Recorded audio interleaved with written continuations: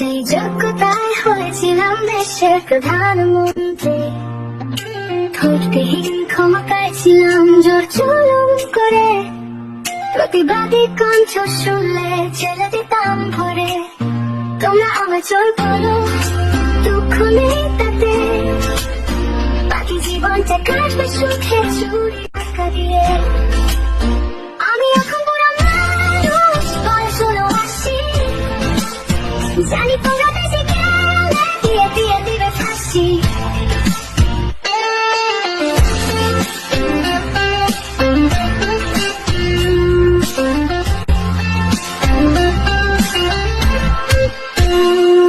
আমায় তোমরা মাফ